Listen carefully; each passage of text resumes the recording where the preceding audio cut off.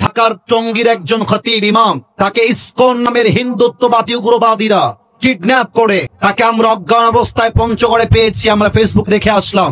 আমি খুব বেশি লম্বা চড়া কথা বলতে চাই না। আমার কথা একটা, বাংলাদেশের মানুষ স্বার্থপর হয়ে গিয়েছে। জামাত ইসলাম তাদের লোকের যদি সমস্যা হয় তারা মুখ খুলতে চায়, কওমির আলেম কওমির ইস্যু মুখ খুলতে চায়, বাট মাথায় রাখতে হবে গুম হচ্ছে, আলেমরা জেলখানায় জেল খাটবে আর আমরা চুপ থাকবো, প্রতিবাদ করব না, বাতিলরা শক্তি পেয়ে যাবে। অতএব চুপ থাকার টাইম নাই, প্রতিবাদের গর্জন তুলতে হবে, বাতিলকে উৎখাত করে ছাড়তে হবে। ঠিক কিনা বলো? ভারতের স্লোগান বাংলাদেশে চলবে না। আপনারা কি আল্লামা সাঈদীর নাম শুনেছেন? আল্লামা সাঈদী বলতো, আমরা ওয়াজের ময়দানে হক কথা বললে তোমরা গালি দাও মৌলবাদী বলে। বাবুরা, মৌলবাদী বলে গালি দিলে আমি সাঈদী মোটেও রাগ করি না, কারণ এই যে আমার হুজুররা আরো ভালো জানবেন, মৌল আসছে মূল থেকে। মূল মানে কোরআন, মূল মানে হাদিস, মূল মানে আল্লাহ তাআলা, মূল মানে হিজ লাস্ট মেসেঞ্জার মুহাম্মদ সাল্লাল্লাহু আলাইহি ওয়াসাল্লাম। তো যারা আমাদেরকে মৌলবাদী বলে গালি দাও, আমরা হলাম মূলবাদী, তোমরা সব আগাবাদী। এবার চুয়াডাঙ্গার জমিনের প্রত্যেকটা যুবকের গলার সাউন্ড দেখতে চাই। বলেন তো, গাছের আগায় শক্তি বেশি না গোড়ায় শক্তি বেশি? বলেন বলেন বলেন বলেন। উনি বলতেন তোমরা থাকো গাছের আগায়, আমরা থাকি গাছের গোড়ায়। বাড়াবাড়ি বেশি করলে 16 কোটি মানুষ মিলে গাছের গোড়ায় একটা ঝাঁকুনি মারবে, মামুর বাড়ি দিল্লি গিয়ে পড়বা, দিল্লি গিয়েই তারা পড়েছে। ঠিক কিনা বলেন?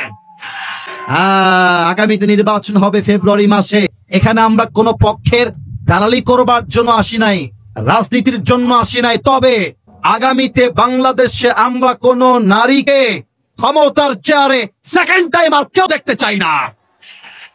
আমরা এমন এক প্রধানমন্ত্রী চাই, যে প্রধানমন্ত্রী চাইলে জাতীয় সংসদে দাঁড়িয়ে যেমন দেশের পক্ষে বক্তব্য দিবে, আমার দেশের প্রধানমন্ত্রী চাইলে জাতীয় মসজিদ বাইতুল মুকাররমে দাঁড়িয়ে জুমার খুতবা দেওয়ার যোগ্যতাও রাখবে। হাত তুলে বলো ঠিক কিনা? আল্লাহ যেন এমন প্রধানমন্ত্রী নির্বাচন করার তৌফিক দান করে, সবাই আমিন। আপনাদের বউ আছে কার কার? একটু হাত তোলেন তো। বউ আছে? বউ আছে? আচ্ছা, হাত নামান। বউ আছে। এবার হতভাগা যারা, কপাল পোড়া, বউ নাই, শীতকাল চলে আসছে, সিঙ্গেল না, হাত তোলো সবাই। ইন্না লিল্লাহি ওয়া ইন্না ইলাইহি রাজিউন। কারো বউ নাই? আরে হাত নামাও, হাত নামাও। আমি দোয়া করি আল্লাহ সবাইকে দিনদার নেককার বউ দিয়ে দিক। পড়েন সবাই আমিন। একটু মজা করে মাঝে মাঝে বলি, শীতকালে যার বউ নাই তার জীবনে কিছুই নাই। যুবক ভাইরা বলো, যুবকদের মন আইফোন দিয়ে খুশি হবে না, R15 দিয়ে খুশি হবে না। যুবকদের মন একমাত্র বউ দিয়ে খুশি হবে, আর কিছু দিয়ে হবে না। অতএব স্লোগান তুলতে হবে, এবারে সংগ্রাম বিয়ে করার সংগ্রাম। আল্লাহ যুবকদেরকে বউ দিয়ে দিক। পড়েন সবাই আমিন। তাকবীর হবে 3টা। প্রথম তাকবীর দিবেন বিবাহিত ভাইরা। কেউ উঠে যাওয়ার বিয়ে হবে না। বসে গেছে, খবরদার বিয়ে হবে না কিন্তু বাবুরা, কেউ উঠে যাবে না। আর কেউ যদি উঠেও যায়, লুঙ্গিটা টান দিয়ে ধরে বসায় দিবেন, তবে লুঙ্গি যেন খুলে না যায়। বিবাহিত ভাইরা তাকবীর দেন একবার। বিবাহিত ভাইরা কাশি দেন। বিবাহিত ভাইরা, সিঙ্গেলরা চুপ থাকবা। বিবাহিত ভাইরা, আব্বাজান লজ্জা পাচ্ছে। আব্বাজান লজ্জা নাই, আমরাই তো।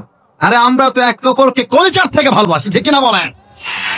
সিঙ্গেলরা তোমরা চুপ থাকবা। বিবাহিত ভাইদের পালা। বিবাহিত ভাইরা, আমি বলবো লিল্লাহি তাকবীর, আপনি বলবেন আল্লাহু আকবার, আর আমি নাম্বার দিব। দেখা যাক আজকে জিতে কারা। মিডিয়া রেকর্ড হচ্ছে, এটা পুরো বাংলাদেশে আগামীকাল ছড়িয়ে যাবে। চুয়াডাঙ্গায় পাস করেছিল কারা? বিবাহিতদের পালা। নারে তাকবীর। আপনারা নাম্বার পেয়েছেন 70। এবার আমাদের সিঙ্গেলদের পালা। এবার সিঙ্গেলদের পালা। বিবাহিত ভাইরা চুপচাপ থাকবেন। সিঙ্গেলরা লিল্লাহি তাকবীর। বিবাহিত ভাইরা আমাকে মাফ করে দিবেন, আজকে আমার সিঙ্গেল ভাইরা 90 নাম্বার পেয়ে পাস করেছে। ঠিক কিনা বলো?